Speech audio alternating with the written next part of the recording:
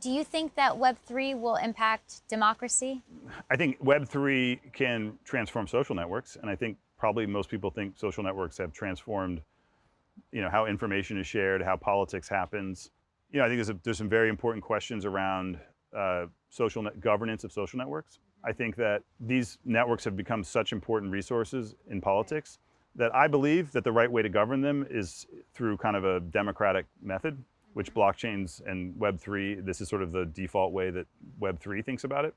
I think the idea that right now, if Twitter changes their algorithm or removes somebody or decides to classify something as misinformation, I don't think I know what that process is. I don't know if anyone outside of Twitter knows what that process is. I don't know who's making that decision. I think that we've passed a lot of power to pretty opaque groups of product managers at 5 or 6 companies.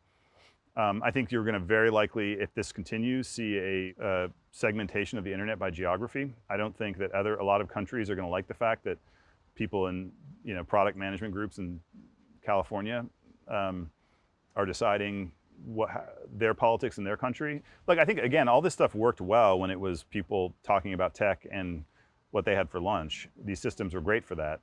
I think now that they control kind of global politics, I think that we should rethink how they're done. I think there should clearly be moderation on social networks. I don't think they should be a free-for-all.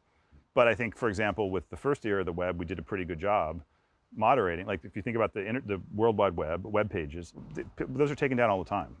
But you take them down through a due process, right? And there's a bunch of ways you do it. But one of them is a due process. You can't put illegal content on the internet. You can't. Registrars can remove you, and web hosting providers can remove you. But it's kind of you have thousands of web hosting providers, so you have some kind of process at least. I'm not sure that's the perfect system, but I am sure the perfect system is not people that are unaccountable.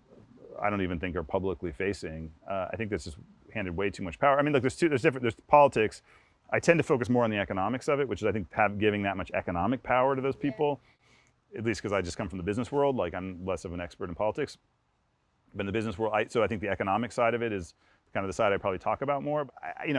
Will the internet get more important over the next 100 years? I think so.